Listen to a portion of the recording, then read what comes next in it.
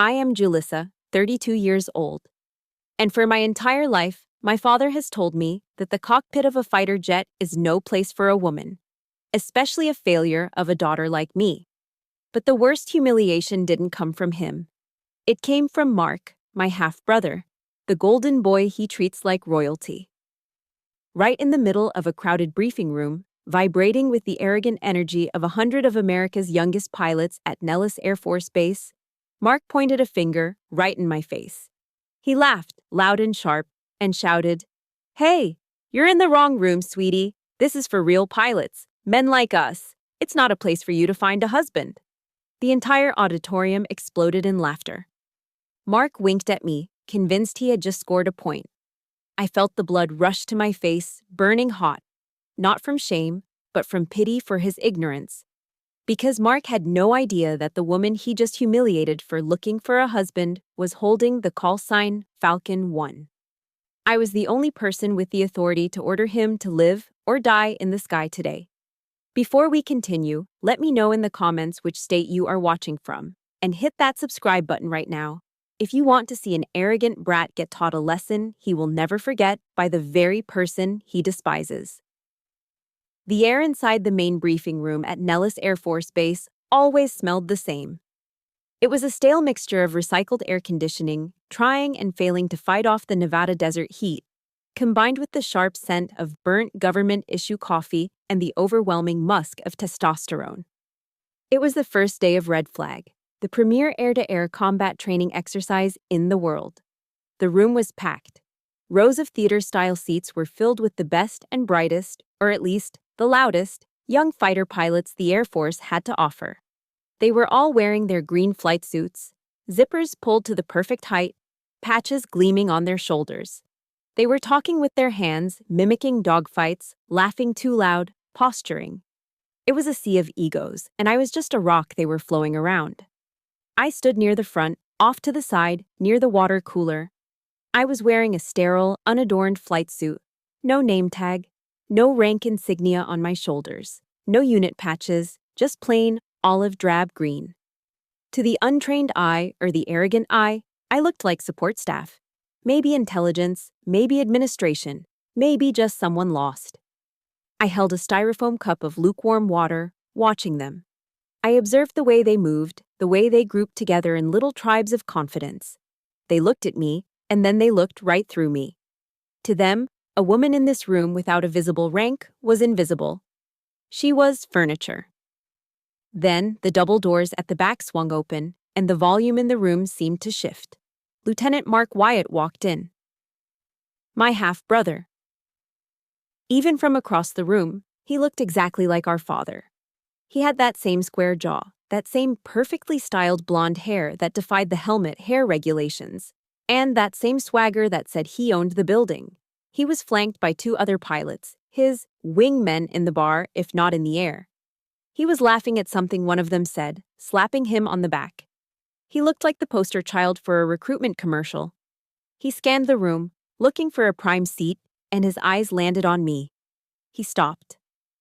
A confused frown creased his forehead, and then it smoothed out into a smirk that made my stomach turn. He didn't see a captain. He didn't see a veteran. He saw his failed big sister. He nudged his buddy and walked straight toward me, his voice cutting through the ambient chatter. "Julissa," he said, loud enough for the first 5 rows to hear. The chatter died down. Heads turned. "What are you doing in here? Did you get lost looking for the admin building?" I didn't move. I kept my face neutral, my hands resting loosely by my sides. "Hello, Mark," I said, my voice even. He chuckled, shaking his head as if he was dealing with a slow child. "Seriously, Jules, this is the red flag briefing, the big leagues. Did Dad send you to drop off my lunch or something?" He stepped closer, invading my personal space, pointing a finger at the door. "You need to clear out, sweetie. We're about to talk tactics. Real flying stuff. Not the paperwork Dad said you were better suited for." He turned to the room, spreading his arms wide, performing for his audience. "My sister, everyone. Looks like she's trying to find a husband since the flying career didn't work out." The room erupted. It wasn't just a few chuckles. It was a roar of laughter. 100 men, fueled by adrenaline and pack mentality, jeering at the woman standing alone by the water cooler. Mark winked at me, a cruel, dismissive gesture. "Go on now," he said, waving his hand as if shooing a fly. "Maybe you can grab us some fresh coffee on your way out. This pod is empty." The heat rose in my neck. My heart hammered against my ribs, a physical reaction to the public flaying. I felt the weight of their eyes, the dismissal, the sheer injustice of it. My fingers curled inward, nails digging into my palms inside my pockets. I wanted to scream. I wanted to list my flight hours. I wanted to break his nose, but I didn't. I took a breath, slow and deep, expanding my diaphragm just like I did before a high G turn. I closed my mind to the noise. I remembered the worn pages of my Bible, the verse I'd highlighted in yellow marker years ago, back when I first started flight school and realized how hard this road would be. Proverbs 12:16 I recited in my head, the words forming a shield around my temper. A fool shows his annoyance at once, but a prudent man overlooks an insult. Or in this case, a prudent woman. I unclenched my jaw. I looked Mark dead in the eye. I didn't step back. I didn't look down. I just looked at him with a cold, flat stare that usually unsettled people. But Mark was too drunk on his own ego to notice. "Are you done, Lieutenant?" I asked softly. "Just trying to help you save face, Jules," he sneered. Suddenly, the door at the front of the room, the one reserved for command staff, slammed open. The sound cracked like a gunshot. "Room 10 hut," a voice bellowed. The laughter died instantly. The silence that followed was heavy, suffocating. The sound of 100 bodies snapping to attention filled the air, the rustle of flight suits and the stomping of boots. Mark stiffened, his smirk vanishing, his eyes darting to the front. General Harris walked in. He was a legend in the Air Force, a man with silver hair and a face carved from granite, wearing 3 stars on his shoulders. He didn't look at the crowd. He didn't look at the projector screen. He walked with a purpose, his boots echoing on the linoleum floor. He walked straight toward us. Mark puffed out his chest, preparing to greet the general, a desperate look of "notice me" in his eyes. He started to raise his hand for a salute. "General, I was just..." General Harris didn't even blink at him. He walked right past Mark as if he were a ghost. He stepped directly in front of me. The entire room held its breath. Mark looked confused, his hand hovering halfway up, his mouth slightly open. General Harris stopped. He looked me up and down, his eyes sharp and respectful. Then, slowly, deliberately, the 3-star general raised his hand and rendered a crisp, perfect salute. "Falcon 1, the general said, his voice carrying to the back of the silent room. "The floor is yours. Give them hell." I returned the salute, sharp and professional. "Thank you, General." I dropped my hand and looked at Mark. All the color had drained from his face. He looked like he had just been punched in the gut. His mouth opened and closed, but no sound came out. The realization was washing over him, slow and terrifying. I didn't say a word to him. I didn't need to. I turned my back on him and walked up the steps to the podium, taking my place at the center of the stage. I looked out at the sea of faces, the same faces that had been laughing 10 seconds ago. Now they looked terrified. I picked up the microphone. "Take your seats," I ordered. The sound of 100 men sitting down simultaneously was the only response. "I am Major Julissa Wyatt. My call sign is Falcon 1. I am the Red Air Mission Commander." I paused, letting the silence stretch, letting Mark sweat in it.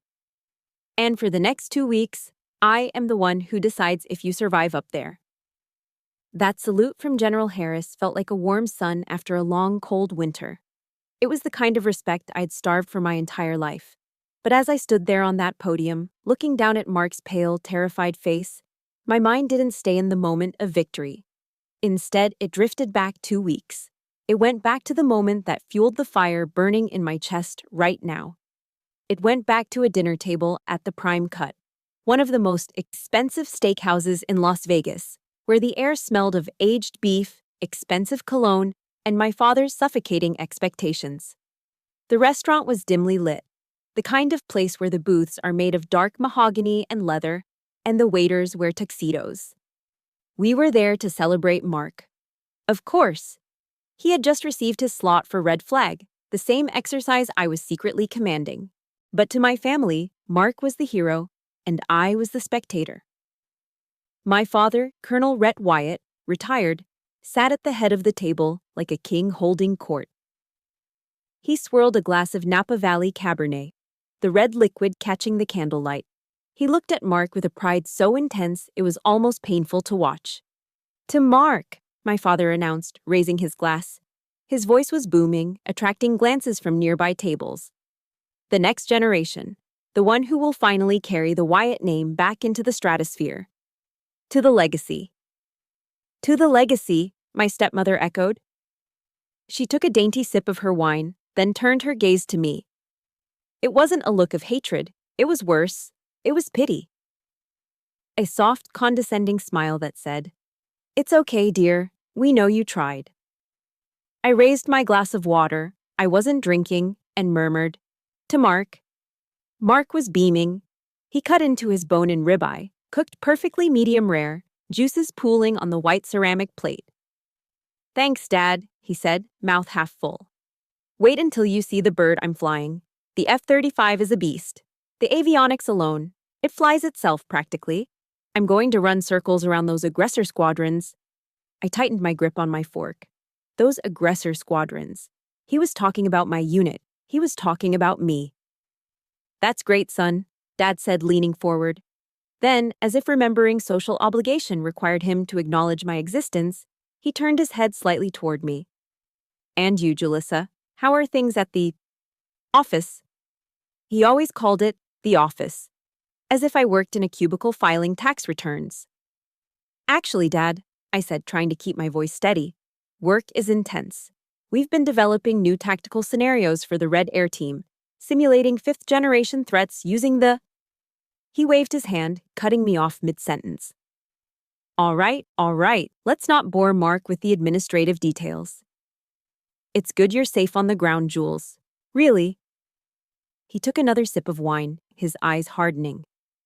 "Paperwork is safer for women. Your mother, she never understood that. She always had to push, had to be in the cockpit. And look where that got her." The table went silent. The mention of my mother, who died serving her country, a pilot far better than my father ever was, hung in the air like smoke. He wasn't mourning her. He was using her death to justify his disappointment in me. He was saying, "You are a mistake, just like she was."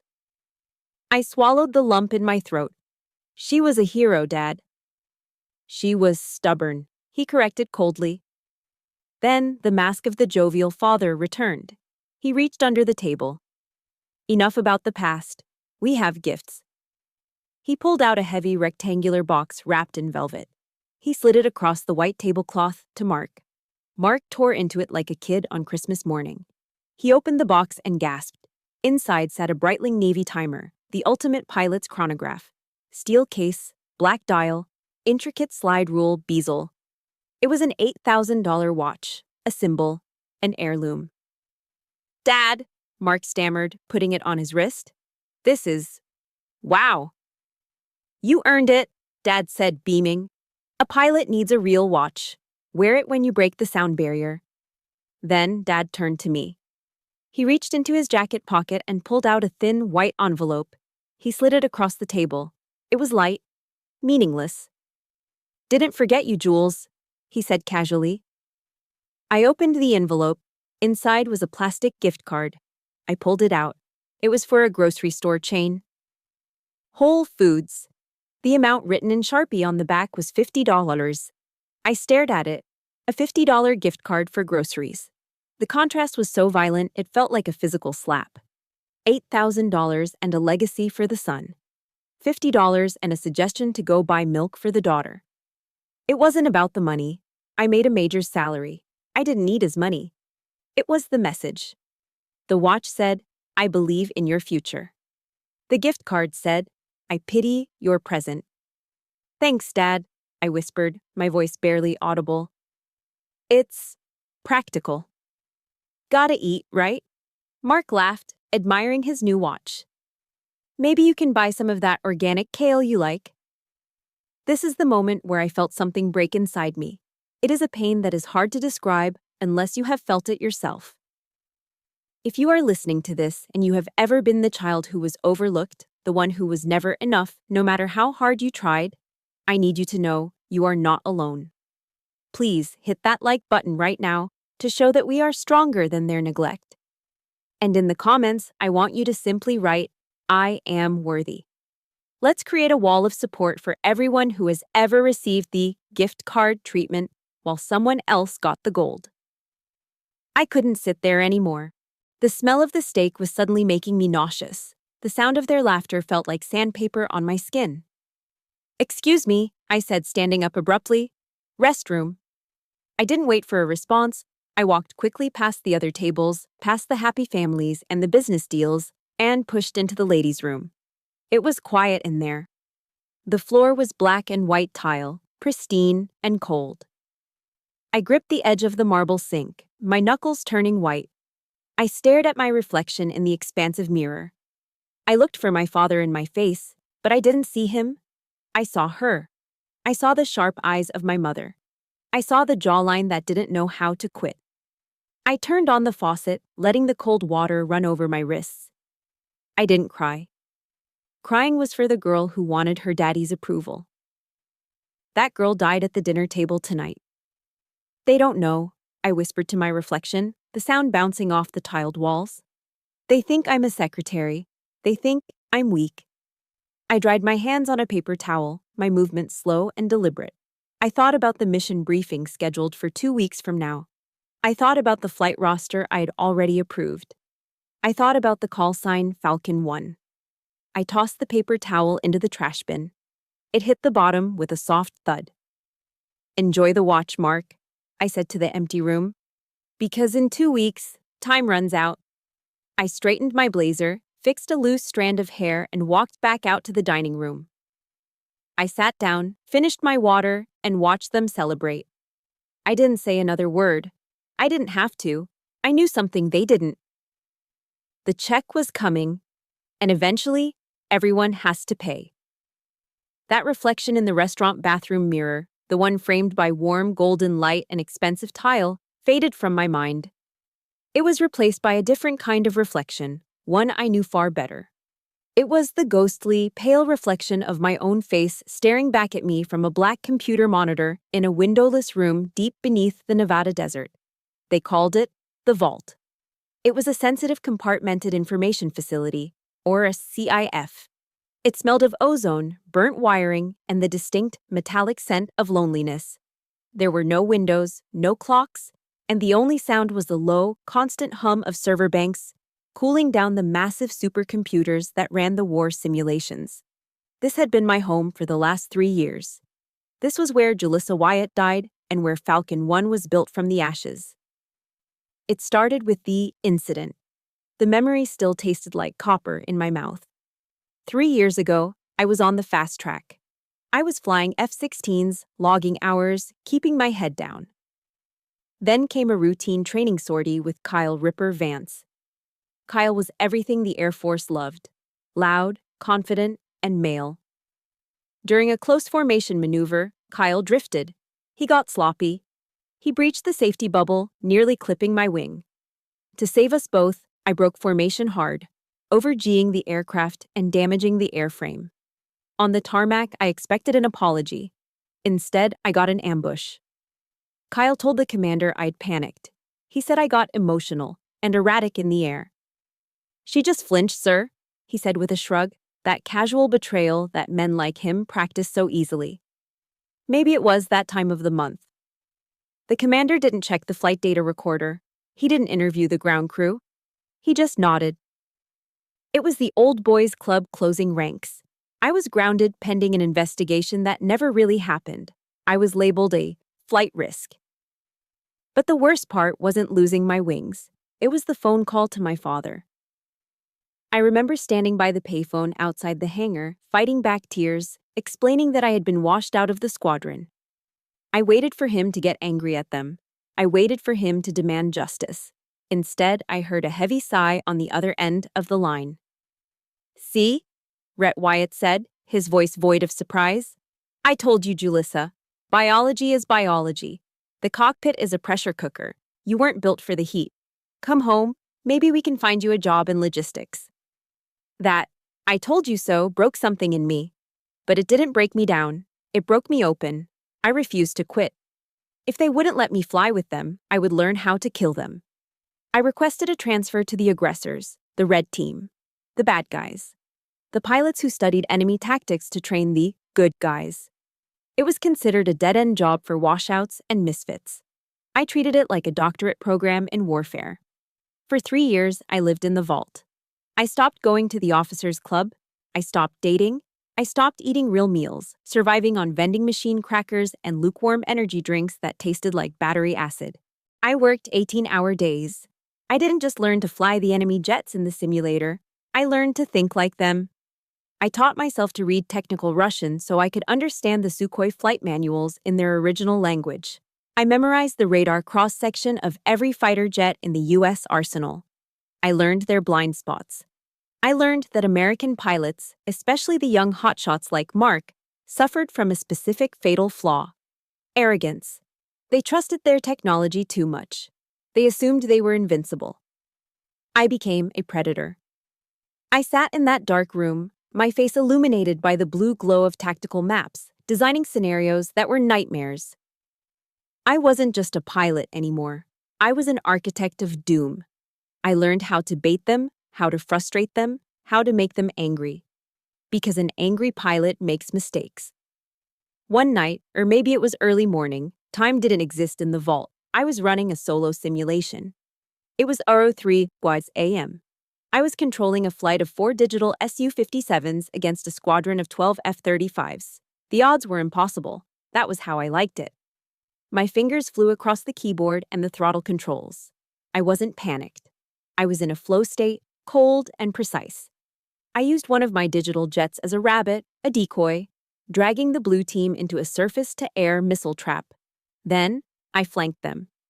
One by one, the good guys disappeared from the screen. Splash 1, splash 2, splash 3. I wiped the kill board clean. 12 American jets down, 0 losses for me. I leaned back in my chair, rubbing my burning eyes, exhaling a breath I didn't know I was holding. "Run it again," a voice said from the shadows behind me. I jumped, spinning my chair around. Standing there, holding a styrofoam cup of coffee, was General Harris. I hadn't heard him come in. He was wearing his service dress blues, probably coming back from some late-night meeting in D.C. He was looking at my screens with an intensity that unsettled me. "General," I stammered, starting to stand up to salute. "Sit down, Major," he ordered, waving a hand. He walked closer, looking at the simulation logs. "You just wiped out an entire squadron in under 8 minutes using inferior aircraft. How?" "They were aggressive, sir," I said, my voice raspy from disuse. "They chased the kill. They didn't check their six. I gave them what they wanted to see, and then I hit them from where they weren't looking." The general nodded slowly.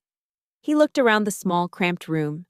He saw the empty energy drink cans, the stacks of Russian manuals, the sleeping bag rolled up in the corner.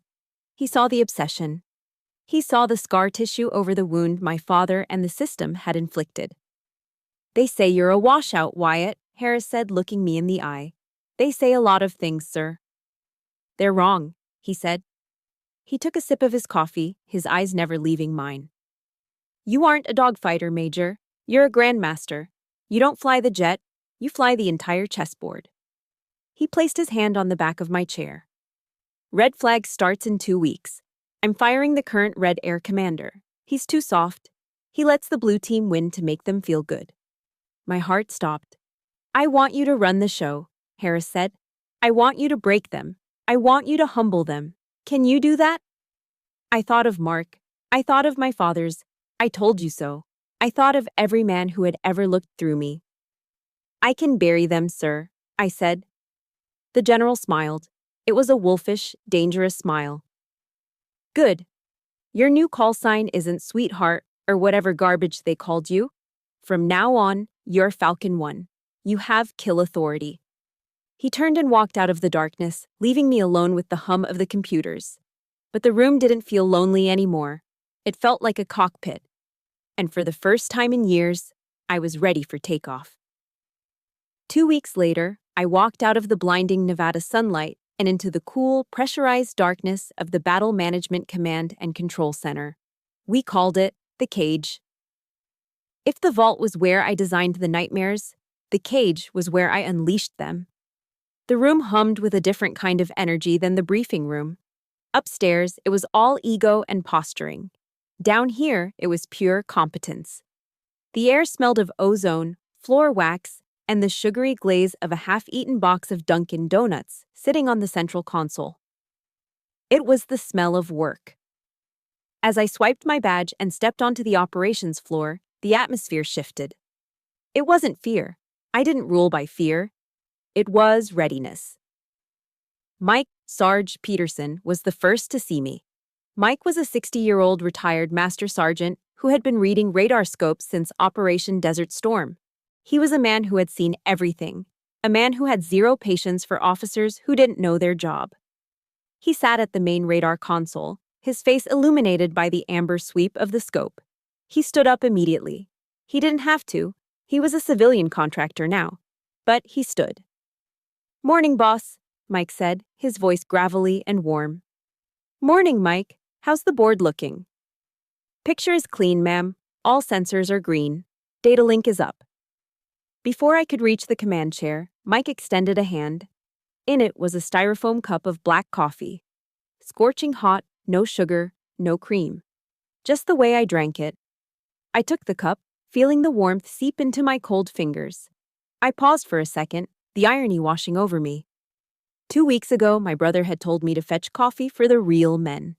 Today, a man who had forgotten more about aerial combat than Mark would ever learn was serving me coffee. Not because I was a woman, not because I was a Wyatt, but because I was the mission commander. "Thanks, Mike," I said. "You're gonna need it," he grunted, sitting back down. Blue air is taxiing. They sound enthusiastic. I moved to the center of the room, to the elevated platform that gave me a view of every screen. Sarah, my lead intel analyst, was already typing furiously at her station. Sarah was 24, a wizard with electronic warfare data. She could look at a jumbled mess of radio waves and tell you what the pilot had for breakfast. "Good morning, Major," Sarah said, not looking up from her keyboard. Her fingers were a blur. "I've loaded the threat libraries you requested. We're simulating SA-20 radar signatures today. High altitude, long range, nasty stuff." "Good work, Sarah," I said, taking my seat. I put on my headset, the foam cups sealing out the ambient hum of the servers. I adjusted the microphone. "Listen up, everyone." The room went silent. Every head turned slightly towards me, every ear listening. "Today isn't just a training sortie," I said, my voice calm but projecting to every corner of the room. "We have 100 young pilots up there who think the F-35 makes them invincible. They rely on their stealth. They rely on their sensors. They think the machine makes the man." I took a sip of the bitter coffee. "Our job today isn't to kill them. Not yet. Our job is to strip them naked. We are going to jam their comms. We are going to flood their scopes with ghost targets. We are going to separate the flight leads from their wingmen. We are going to teach them humility." "Copy that, boss," Mike said, cracking his knuckles. "Humility is my specialty." "Sarah," I asked, "patch me into the blue air frequency, passive monitoring only. I want to hear what they're saying before the fight starts." "Patching you in now," Sarah said. A burst of static filled my headset, followed by the crisp, overly confident voices of the Blue Force pilots. They were chatting on the tactical frequency, a violation of radio discipline, but they didn't care. They were the Wyatts, or at least the team led by one. "Check out that sunrise, boys," a voice said. I recognized it instantly. It was Mark. Even through the digital distortion of the radio, his arrogance was unmistakable. "Looks like a good day for a turkey shoot. I bet the red team is still waking up." "You think they sent the B team today, Viper?" another pilot asked. Viper was Mark's call sign. "Of course it was. Cliché." Mark laughed. "Doesn't matter who they sent. Dad's watching from the observation deck today.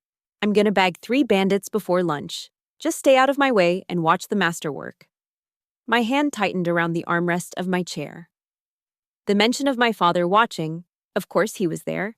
He wasn't there to watch the exercise, he was there to watch Mark's coronation.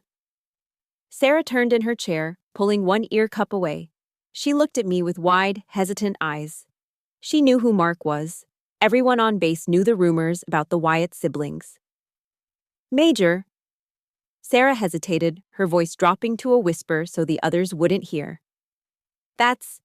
Isn't that your brother? Lieutenant Wyatt? I looked at Sarah. I saw the concern in her eyes. She was worried that I might be compromised. She was worried that I might go easy on him, or worse, that I might let my emotions cloud my judgment. I looked up at the main tactical display. The massive screen on the wall showed the entire Nevada test and training range. To the south, a cluster of blue symbols was pushing north. To the north, my red force, 4 aggressor F-16s painted in black and gray camouflage, were orbiting in a holding pattern, waiting for my command. Sarah, I said, my voice flat, devoid of any warmth, look at that screen. What do you see? She blinked. Blue force, ma'am. 4 F-35s. Exactly, I said. I see 4 aircraft. I see heat signatures. I see radar cross-sections. In this room, Sarah, I don't have a brother. I don't have a father. I have targets. And right now, that lead target is flying sloppy. Sarah straightened up, her expression hardening into professionalism. She nodded once. Understood, boss. Mike, I called out. What's the status of my Red Air flight? Red flight is on station, Major. They're thirsty. Lead pilot is asking for permission to engage. I checked the time. It was 18 hours exactly. Rules of engagement are active, I said into the microphone, my voice broadcasting to my pilots in the air and my team in the room. Red lead, this is Falcon 1. You are cleared to commit. Execute Plan Alpha. Separate the leader from the pack. Make him think he's alone out there. Falcon 1, red lead copies. Fights on. On the big screen, the red symbols turned south, accelerating. They moved like a pack of wolves descending on a lost sheep. The blue symbols kept drifting north, oblivious, chatting about the sunrise, completely unaware that the ground beneath them had just shifted. I leaned back in my chair, watching the geometry of the battle form. Mark was up there, soaring in the expensive jet my father loved more than me, wearing the watch that cost more than my car. He thought he was the main character of this story. But down here, in the dark, surrounded by the people who actually respected me, I held the pen. Mike, I said softly, jam their data link. With pleasure, boss. The electronic warfare suite activated.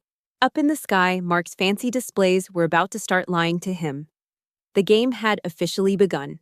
The radar screen in front of me was a sea of black, punctuated by the glowing geometry of war. From my elevated chair in the cage, I watched the digital representation of the Nevada desert. To the uninitiated, it looked like a video game. To me, it was a psychological profile of every pilot in the sky. And right now, the profile for Viper 1, Lieutenant Mark Wyatt, was flashing red with narcissist. Red lead, execute maneuver Delta, I murmured into my headset. Dangle the carrot. On the screen, one of my aggressor F-16s broke formation. It flew slow and low, banking lazily to the west, acting like a wounded bird separated from its flock. It was the oldest trick in the book. A disciplined pilot would ignore it, stick to the mission package, and maintain air superiority coverage. A disciplined pilot would know that a lone, slow target in a high-threat environment is never actually alone. But Mark wasn't disciplined. He was hungry. Tally-ho! Mark's voice crackled over the speakers, loud and distorted by adrenaline. I've got a visual on a bandit. Single ship, low 9 o'clock. He looks lost. Viper 1, stay in formation. His wingman, a nervous-sounding lieutenant named Miller, pleaded. We have a mission objective to cover the bombers. Screw the bombers, Mark snapped. I'm not letting a free kill fly away. I'm engaging. I watched the blue symbol representing Mark's F-35 peel away from his flight group. He hit the afterburners, diving toward my decoy. He was chasing glory. He was thinking about the kill count he could brag about at the bar tonight. He was thinking about our father, who was undoubtedly watching the telemetry feed from the VIP observation deck, nodding in approval at his son's aggressive instincts. Mark didn't see the trap. He didn't see the two other red F-16s lurking in the radar shadow of the canyon walls, invisible to his sensors because he was too focused on the easy kill. He was flying blind, guided only by his ego. "Sarah," I said, keeping my voice calm, "give me the threat assessment." "He's flying right into a simulated SA-20 kill box, boss," Sarah replied, her fingers flying across the keyboard. "And he's got 2 bandits closing on his 6 o'clock. He's dead in 30 seconds. I had a choice. I could let him die now. I could let my pilots light him up, turning his expensive stealth fighter into digital confetti. It would be satisfying. It would prove I was right. But it would be too easy. If he died now, he would make excuses. He would say his sensors malfunctioned, or the simulation was rigged, or he was just unlucky. My father would back him up. "Bad luck, son. You'll get them next time." No. I didn't want him to just lose. I wanted him to be humiliated, and for that I needed him to think he was winning. I needed to inflate his ego until it was so big that when it finally popped, the sound would shatter the windows. But I still had a job to do. I was the safety observer as well as the mission commander. I reached for the switch on my console that activated the voice modulator. It deepened my voice, stripping it of gender and identity, turning me into the anonymous voice of God. "Viper 1, I broadcasted on the guard frequency, the emergency channel everyone monitored. You are entering a high-threat zone, multiple SAM indications. Bandit ambush imminent, abort run, return to formation." There was a pause. For a second, I thought he might listen. I thought maybe, just maybe, the training would override the arrogance. Then, Mark keyed his mic. "Command, get off the channel. I've got a tone. I don't need some paper pusher telling me how to fly my jet. I see the target. I'm taking the shot." Paper pusher. The insult hung in the cool air of the control room. Beside me, Mike stiffened. He looked up at me, his eyes wide. He knew exactly who that paper pusher was. He waited for me to explode. He waited for me to scream into the mic, to reveal myself, to ground Mark right there and then. I didn't blink. I didn't raise my voice. I looked at the screen. Mark was now deep inside the trap. My 2 hidden aggressors had locked onto him. They had a perfect firing solution. "Fox 2 solution acquired," my red lead pilot reported in my ear. "I have him dead to rights, Falcon 1. Request permission to kill." I watched the geometry on the screen. Mark was lining up his shot on the decoy. He was seconds away from his victory. "Negative," I said. My voice was ice. "Hold fire." Mike swiveled in his chair. "Boss, he's wide open. They can splash him right now." I said hold fire, I repeated. "Let him take the shot. Let him get the kill." "But why?" Mike asked, confused. "He broke rules. He insulted you." "If we kill him now, he learns nothing," I said, staring at Mark's blue dot. "He needs to believe he's untouchable. He needs to believe his own hype. Let him have his little victory. Let him think he's a god for 15 more minutes. Because when I finally swat him out of the sky, I want him to know it wasn't bad luck. I want him to know it was me." On the screen, Mark fired.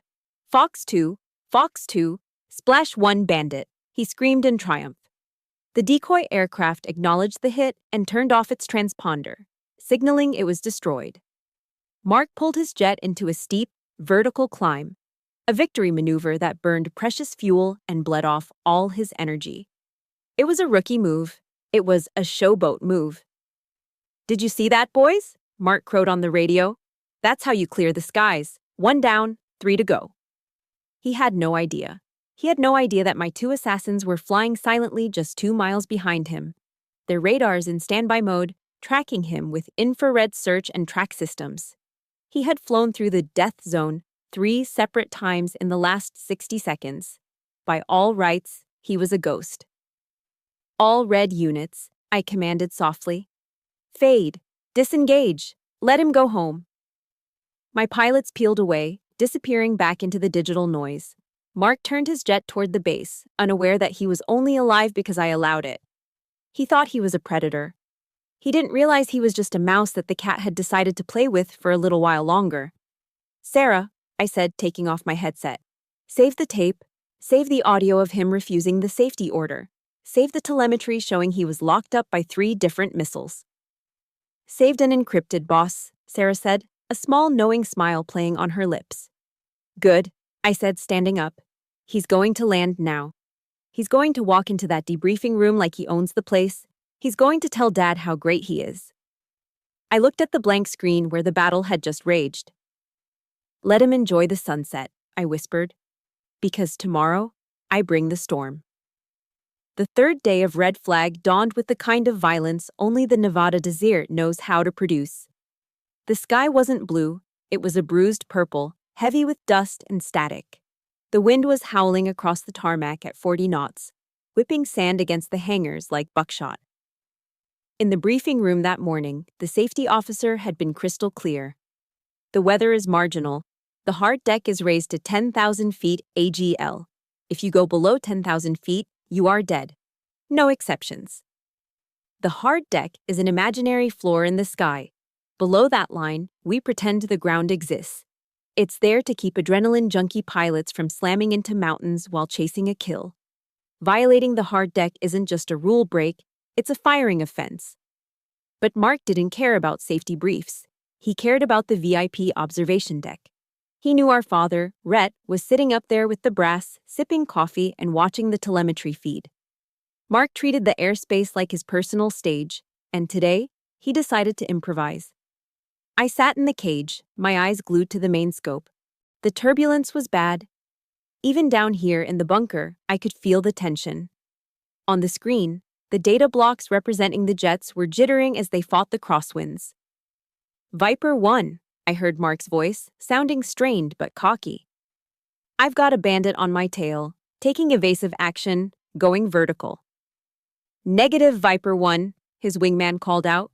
"Watch your altitude. We are close to the floor." I got it, Mark snapped. "Watch this." On my screen, Mark's F-35 inverted. He pulled the nose down, diving straight toward the jagged peaks of the testing range. He was trying to shake Spike, one of my best Red Air pilots flying an F-16. Spike was sticking to him like glue, following him down, waiting for the hard deck alarm to force a reset. "Altitude, Viper 1, I warned over the safety frequency. "You are approaching the hard deck. Level off." Mark ignored me. He kept diving. 9,000 feet, 8,000. He was breaking the rules. He was showing off for Dad. "He's going below," Mike whispered beside me, his knuckles white on the desk. "Spike," I keyed my mic. "Disengage. He's crazy. Pull up." "Copy, Falcon 1. Breaking off," Spike replied. My pilot, Spike, did the right thing. He leveled his wings to pull out of the dive. But Mark didn't pull up.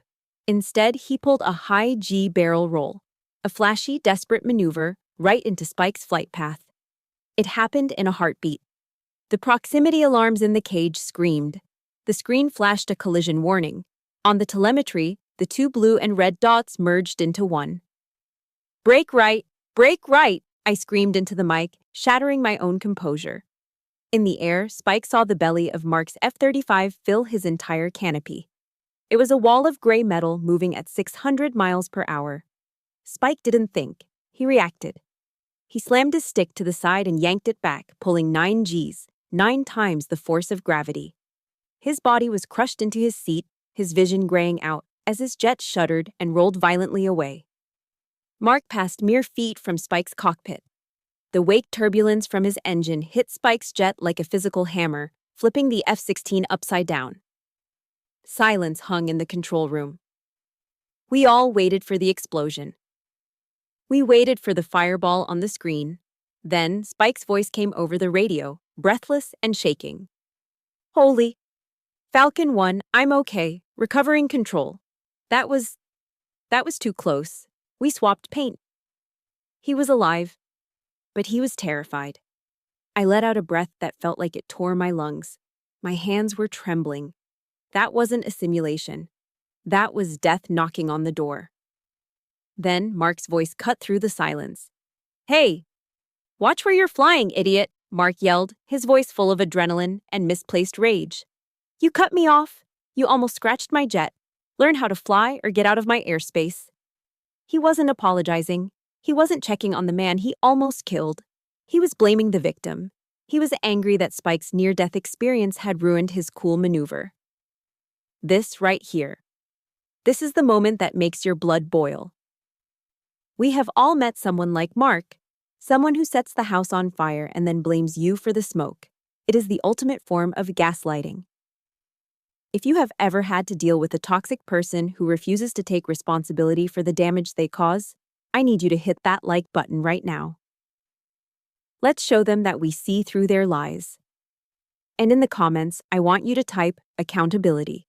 Just one word. Let's demand it. Something inside me didn't just break, it solidified. The sister who wanted to teach her little brother a lesson vanished. The major who wanted to protect her pilots took over. I ripped the headset off my ears and threw it onto the console. The plastic cracked, but I didn't care. I stood up, my chair screeching against the floor.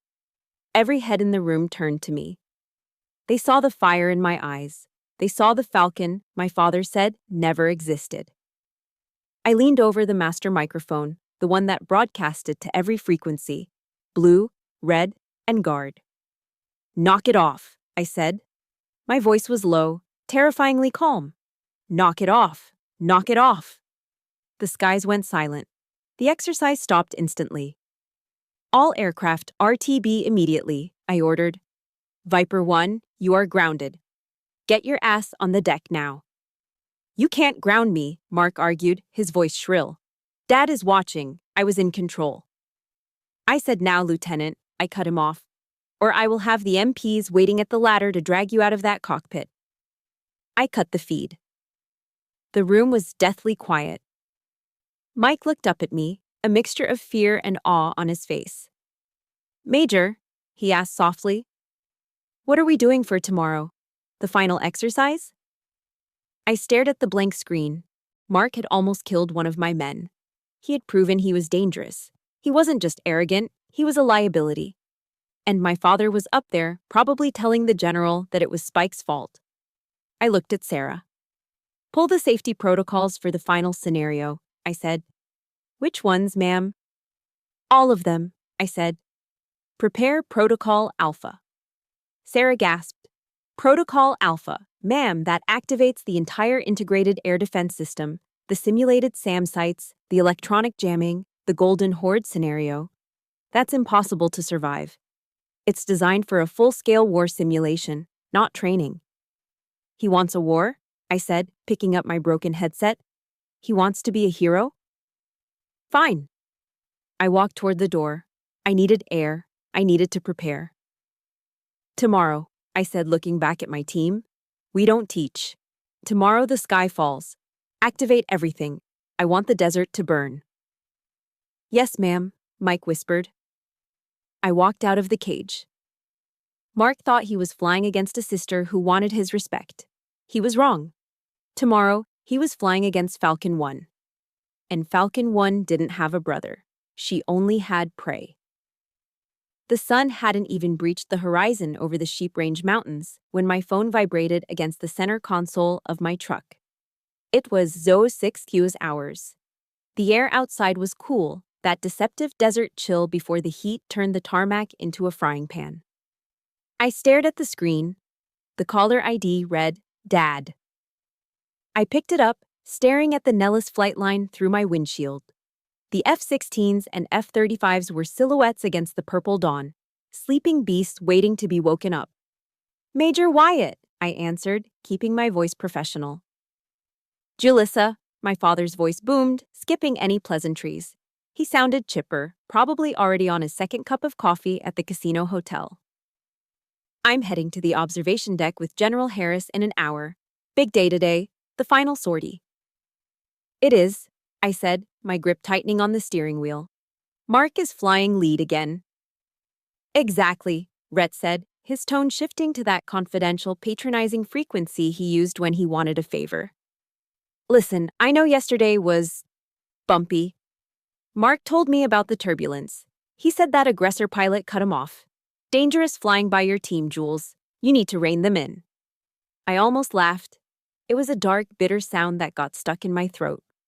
Mark had nearly killed a man, violated a hard deck safety order, and screamed at a superior officer.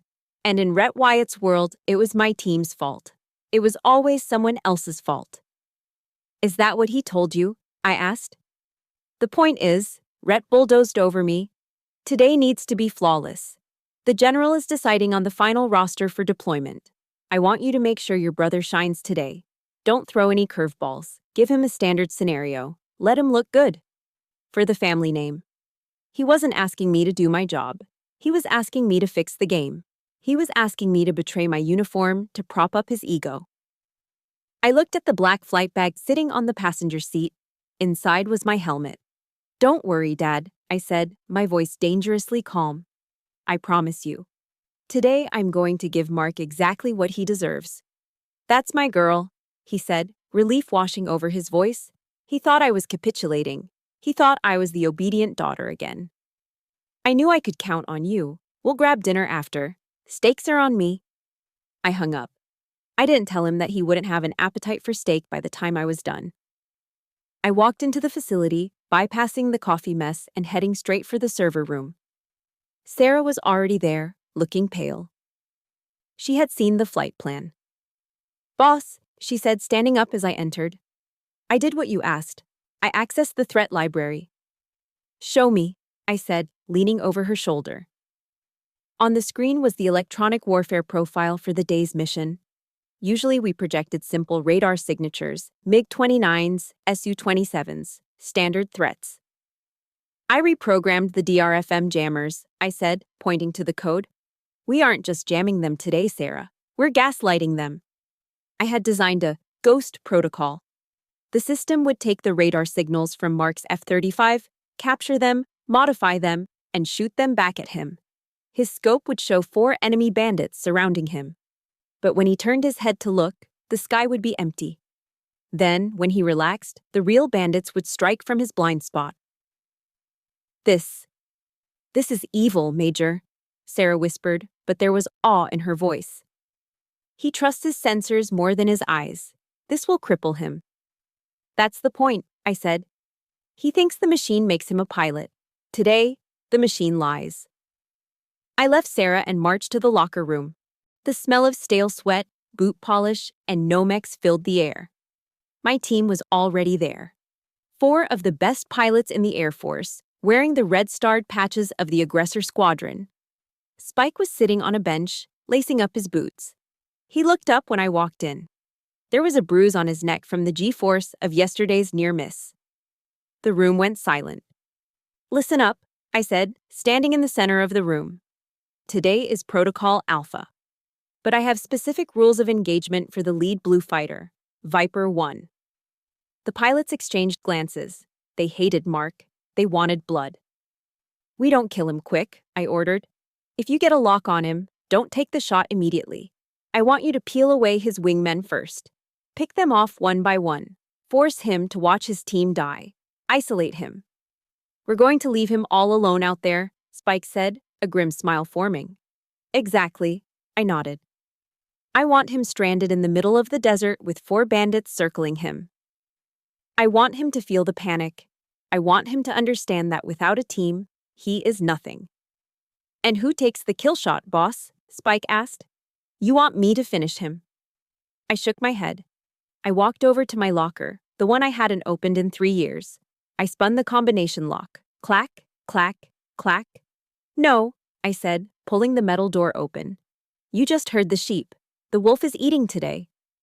Inside the locker hung my G-suit. It was olive drab, heavy with zippers and air bladders designed to squeeze my legs and keep the blood in my brain during high G maneuvers. Next to it was my helmet, the visor dark and scratched from 1,000 hours of combat training. I took off my service uniform jacket. I unbuttoned my shirt. I stepped into the G-suit, the familiar sound of heavy zippers closing around my legs, feeling like I was putting on armor. I tightened the Velcro straps around my waist. I pulled on my combat boots, tying the laces tight enough to cut circulation. For the last 2 weeks, I had been the voice in their ear. I had been the paper pusher my brother mocked. I had been the dutiful daughter sitting in the dark. Not today. I grabbed my helmet bag and turned to my team. They were staring at me. They had never seen me suit up. They knew me as the strategist, the architect. They had forgotten that before I was a commander, I was a killer in the cockpit. "Let's go," I said. I pushed open the heavy steel doors and stepped out onto the flight line. The heat hit me instantly, a wall of dry, dusty air. The sound was deafening.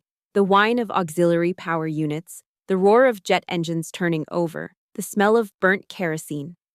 There it was. My jet. An F-16C Block 30. But it wasn't painted in the standard Air Force gray. It was painted in the Wraith scheme, black and dark blue splinter camouflage, designed to mimic the Russian Su-57. It looked aggressive. It looked mean. I walked around the aircraft, running my hand along the cold metal of the leading edge flap. I checked the landing gear. I checked the missiles, inert training rounds, but they would register as real kills in the computer. I climbed the ladder. The cockpit was tight, smelling of old sweat and avionics. I strapped in, connecting my oxygen hose, plugging in my comms cord. I lowered the canopy. The world outside became muffled, distant. "Ground, this is Falcon 1, I said into my mask. My voice sounded different in the enclosed space. It sounded like judgment. "Radio check." "Loud and clear, Falcon 1, the tower responded. "You are cleared for engine start." I flipped the switches.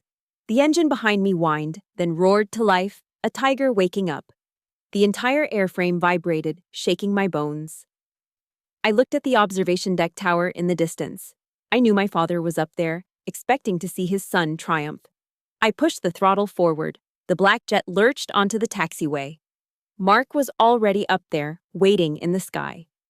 He thought he was the main character of this movie.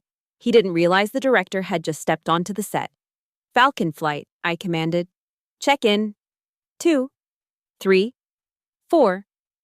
"Falcon 1 is rolling," I said. "Let's go hunting." The air at 20,000 feet was thin and cold, but inside the cockpit of Viper 1, Mark Wyatt was sweating through his flight suit. "Viper 2, support. I have 4 bandits on my nose. I need cover."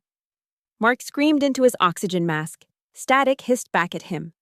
"Viper 2 is down, lead. I was splashed 5 minutes ago." "Viper 3, where are you?" "Dead, Viper 1. They picked us off while you were chasing that Phantom Echo." Mark was alone. I watched him from 2 miles back, sitting comfortably in the shadow of his vertical stabilizer. I was flying my black F-16 Aggressor, painted to look like a Russian ghost. My radar was off. My heat signature was masked by the sun. To him, I didn't exist.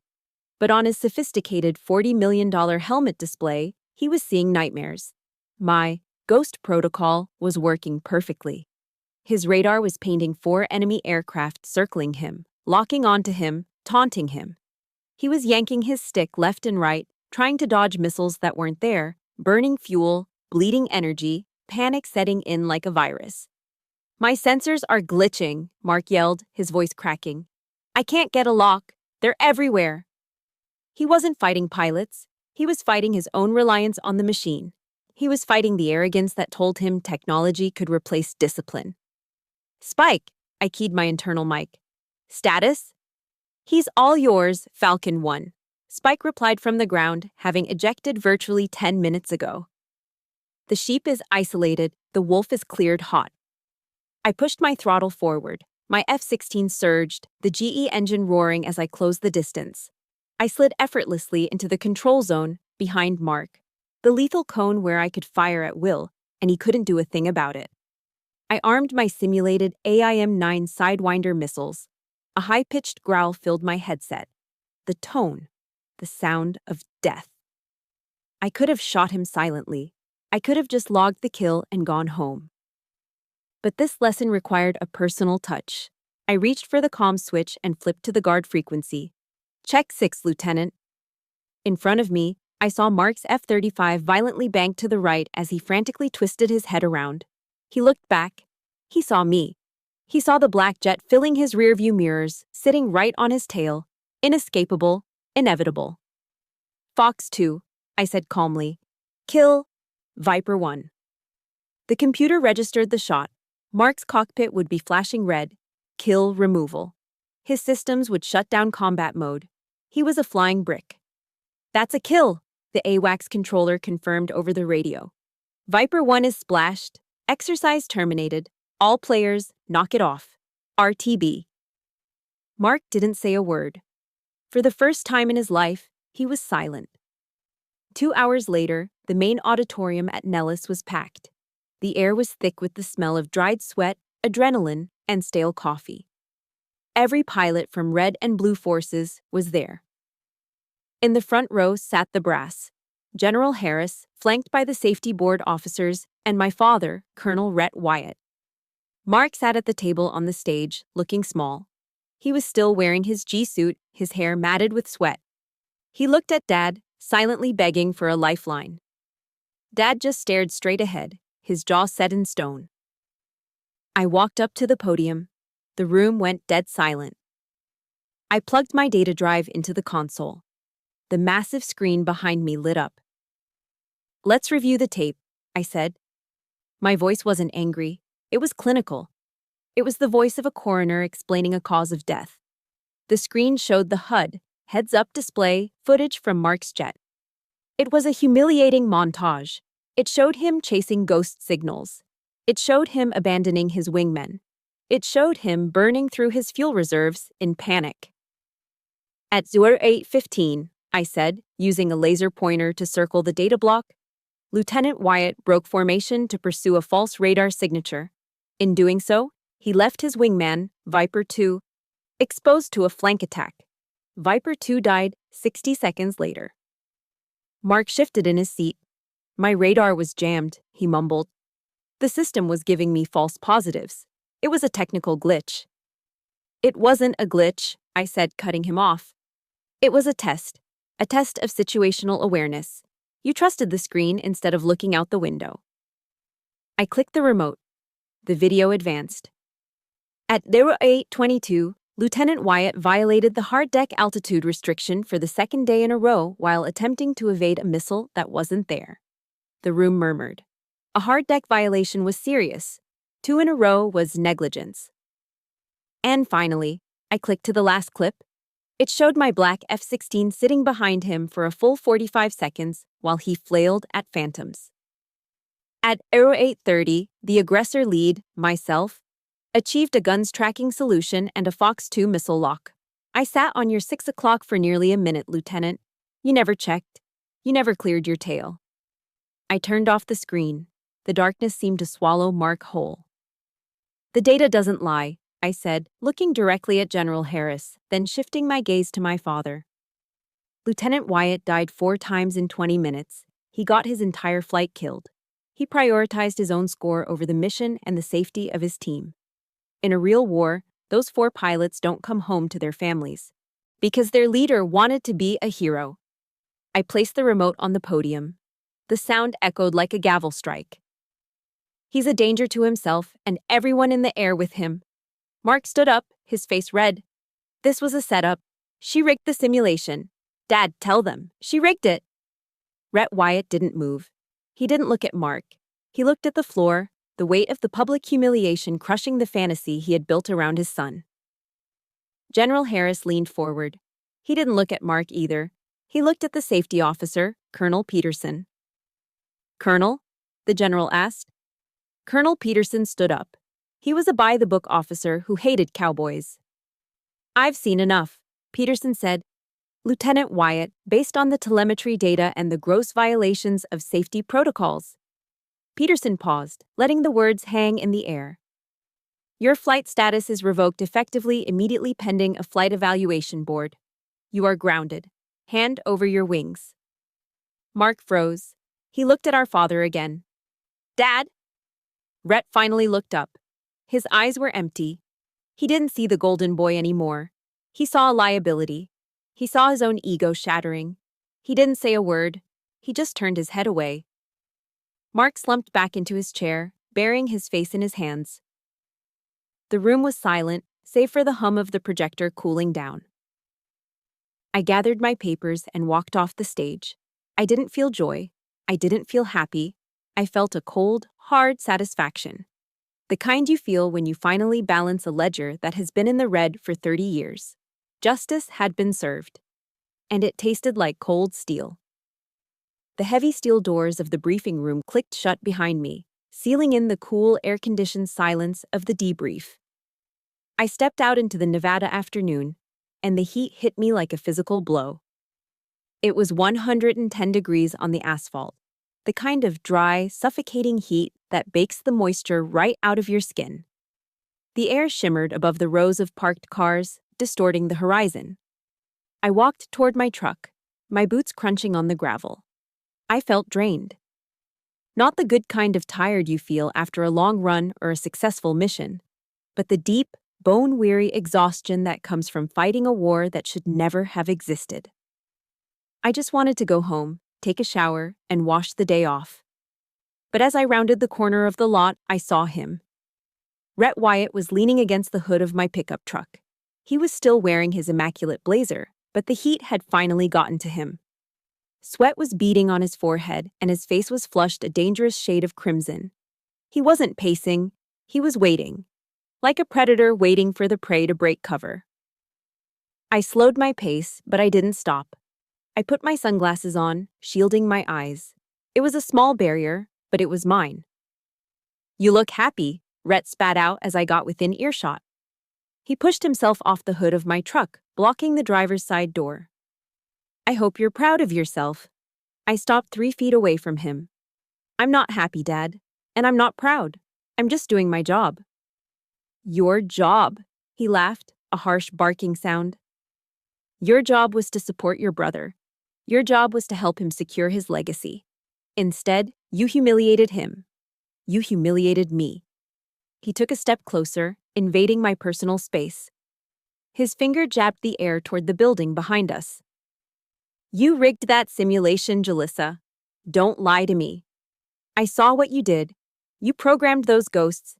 You set him up to fail because you couldn't stand seeing him succeed. You're jealous. You've always been jealous of him because he's the natural, and you're just you." I looked at this man I had spent 32 years trying to impress. This man whose approval I had chased across 3 continents and through 2 combat tours. And suddenly, looking at him sweating in the parking lot, ranting about his own ego while his son's career lay in ruins, the illusion finally shattered. I didn't feel angry anymore. I felt nothing. A verse from the Bible floated into my mind, clear as a bell. Matthew 7:6. "Do not give dogs what is sacred. Do not throw your pearls to pigs. If you do, they may trample them under their feet and turn and tear you to pieces."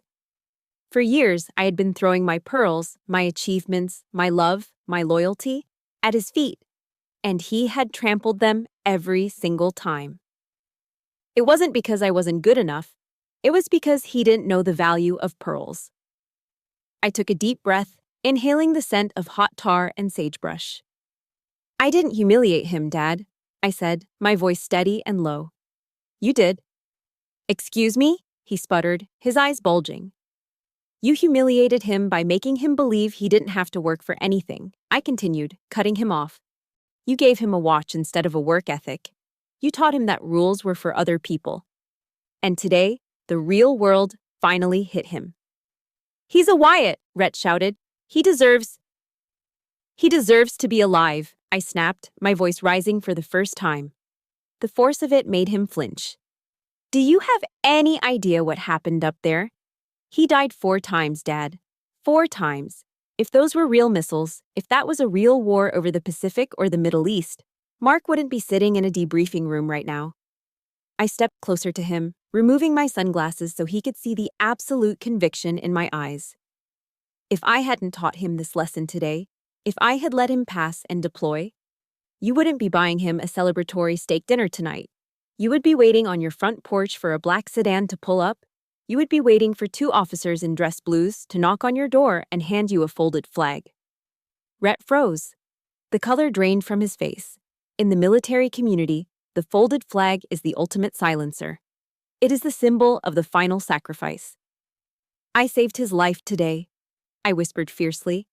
I grounded him so you wouldn't have to bury him. And instead of thanking me, you're standing here worrying about your reputation.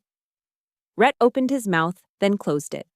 He looked like a fish gasping for air. For a split second, I saw a flicker of doubt in his eyes. But then, the narcissism kicked back in. The wall went back up. He couldn't accept that he was wrong. He couldn't accept that his golden boy was flawed. You're ungrateful, he muttered, looking away, unable to meet my gaze. After everything I provided for you, I shook my head slowly. You provided a roof, Dad. But you never provided a home. I walked around him and opened the door to my truck. I climbed into the cab, the heat inside baking me, but I didn't care. I started the engine. Rhett banged his hand on the window frame.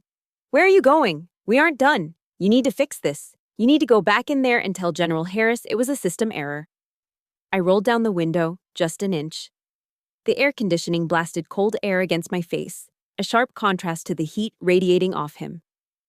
I'm done fixing your mistakes, Dad, I said. And I'm done apologizing for my success. If you drive away, he threatened, pointing a shaking finger at me, don't expect a seat at Thanksgiving. Don't expect anything from me. I haven't expected anything from you since I was 10 years old, I said. Do not call me Dad. Do not call me until you learn how to respect this uniform. And the woman wearing it. I didn't wait for his response. I shifted the truck into drive and peeled out of the parking spot. I looked in the rearview mirror one last time. Rhett Wyatt was standing alone in the middle of the empty lot, small and shrinking against the vast, indifferent desert landscape. He looked like a man who had built a castle out of sand, and the tide had finally come in. I turned onto the main road, the base disappearing behind me. I reached over and turned off my phone. Silence filled the cab. It was the most beautiful sound I had ever heard. The fallout was swift, just as I knew it would be. Mark didn't get kicked out of the Air Force. The Wyatt name still carried enough weight to prevent a dishonorable discharge, and Dad pulled every string he had left to save face. But Mark's days as a fighter pilot were over. The Flight Evaluation Board reviewed my tapes. They saw the negligence. They saw the danger. They stripped him of his flight status permanently. 2 days later, I was walking through the administrative wing of the base HQ to file my final report. I turned a corner and nearly collided with a young officer pushing a heavy cart loaded with boxes of printer paper and toner cartridges. It was Mark. He was wearing his service dress uniform, but the pilot wings were gone from his chest. He looked tired. The swagger was gone. The hotshot smile was gone. He was now a logistics officer, a supply jockey, a paper pusher. He stopped the cart. He looked up and saw me. For a moment, I thought he might yell. I thought he might repeat Dad's accusations, but he didn't. He looked at the Major's oak leaves on my shoulders. Then he looked at the boxes of paper he was pushing, the very job he had mocked me for having just 2 weeks ago. The irony hung in the air, heavy and thick. Mark's face flushed red. He didn't say a word. He just lowered his head, eyes fixing on the linoleum floor, and pushed his cart past me. The wheels squeaked. A sharp, annoying sound that faded as he disappeared down the long, fluorescent-lit hallway.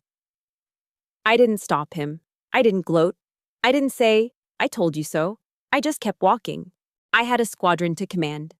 And for the first time in my life, I wasn't walking in anyone's shadow. I was walking in my own light. 1 year. It is strange how time works. When you are suffering, when you are the invisible girl standing in the corner of a crowded room, time drags. It feels like wading through wet concrete. But when you are flying, when you are finally, truly free, time moves like an F-16 in full afterburner. It blurs. I stood by the large tempered glass window of my office, looking out at the shimmering heat of the Nellis Air Force Base flight line. The view was magnificent. From here, I could see everything. I could see the maintenance crews prepping the jets, the fuel trucks weaving in and out, and the pilots walking toward their aircraft with that distinct, heavy-footed swagger. I took a sip of my coffee. It wasn't the burnt, sludge-like liquid from the briefing room pot anymore. It was a fresh brew from the machine in the corner of my office. My office. I turned back to my desk. A mahogany nameplate sat on the edge, catching the afternoon sun. It didn't say assistant or admin. It read, Major Jalissa Wyatt, Commander, 64th Aggressor Squadron. A lot had changed in 12 months. After the red flag incident, as it was now whispered about in the officers' club, General Harris didn't just promote me, he gave me the keys to the kingdom. He put me in charge of the entire opposing force program. I wasn't just designing scenarios in a dark vault anymore, I was leading the wolves. My door was open.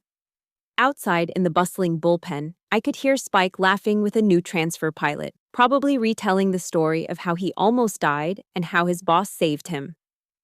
The atmosphere wasn't toxic. It wasn't competitive in that nasty, cutthroat way it used to be. It was sharp. It was professional. It was a family. I sat down in my leather chair and woke up my computer monitor. I had a stack of performance evaluations to sign and a budget meeting with the Pentagon in an hour. But first, I had to clear my inbox. I scrolled through the usual traffic. Logistics reports, weather updates, training schedules, and then I stopped. My finger hovered over the mouse. There, buried between a memo about runway maintenance and a request for leave, was a name I hadn't seen pop up on my screen in exactly 365 days.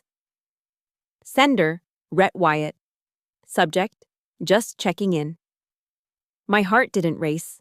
My palms didn't sweat. That panic response, conditioned into me since childhood, was gone. Instead, I felt a strange, detached curiosity. It was like looking at a specimen in a jar. I clicked open the email.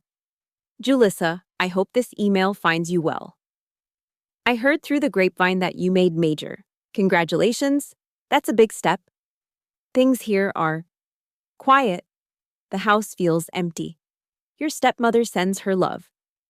Look, I'm writing because I'm in a bit of a bind, and I thought, given your new position, you might have some pull. Mark is having a hard time in logistics. The work doesn't suit him. He's miserable, Jules. I know there was friction between you two, but he's still your brother. There's a slot opening up for a transport pilot on a C-130 cargo run out of Ramstein. It's not fighters, but it's flying. If you could put in a good word with General Harris, maybe smooth things over, I think it would be a great fresh start for him. We should talk. It's been too long. Let's bury the hatchet. We're family, after all. Best. Dad. I leaned back in my chair, reading the words again. It was a masterclass in narcissism.